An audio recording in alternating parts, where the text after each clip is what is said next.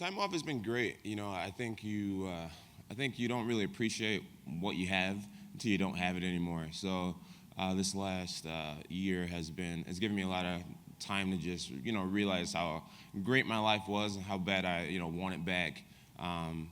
So yeah, I've spent a lot of time just with my family and just training, doing a whole bunch of jiu-jitsu and wrestling, and I feel great. I feel well preserved, well rested, and ready to get back to kicking ass. I will be there Saturday night, front and center, watching the fight, and I haven't really thought about how I'll feel. I'm sure I'll be pumped up afterwards and just majorly like motivated and inspired to get back in the gym and get back, what's mine.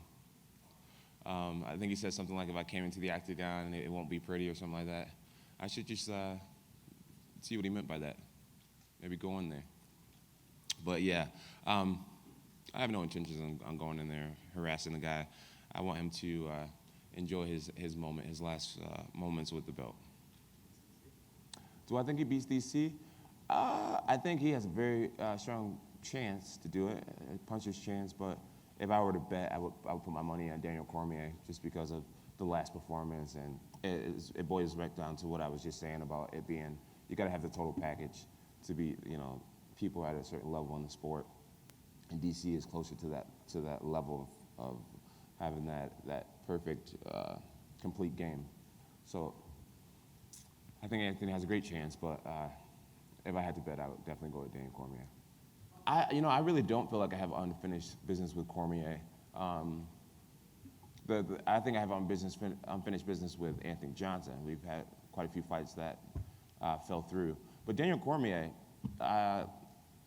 I beat him fair and square. I'm the only guy to ever beat him. And so if anyone has unfinished business, I feel like he has unfinished business with me. Well, Daniel is no greater than any other person that I've defeated.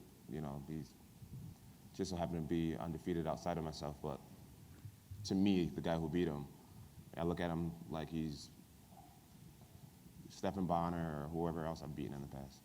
I just realized that I had a lot, and it hurts to not have it.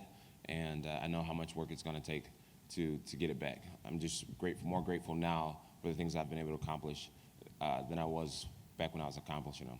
Well, it's great to not have the pressure of fighting, okay. Just to be here as a fan. It's very rare that I get to just come to an event and sit there and just enjoy the show as a fan. So it's great to be close to home, and I know that my future is very bright. I have a lot of time ahead of me. And so there'll be many more opportunities to fight in New York State. Being at Madison Square Garden would have been bittersweet because that's an absolute dream that I missed out on.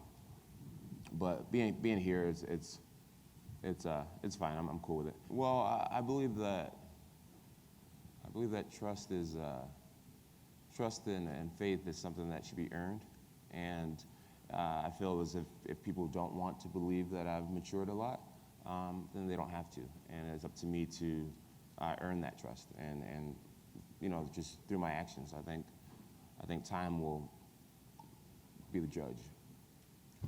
Yeah, I just feel like he's a very one-dimensional fighter. Obviously, he has that wrestling base, and once a wrestler, always a wrestler. But I think he's pretty much fallen in love with his striking and his power. And I think in order to beat a guy like me, you really have to have the whole game down.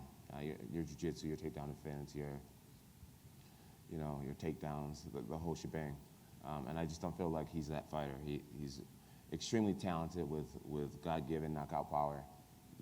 He has a great kickboxing coach, but this sport is mixed martial arts. And I feel like I'm truly the greatest mixed martial artist who's ever walked this planet.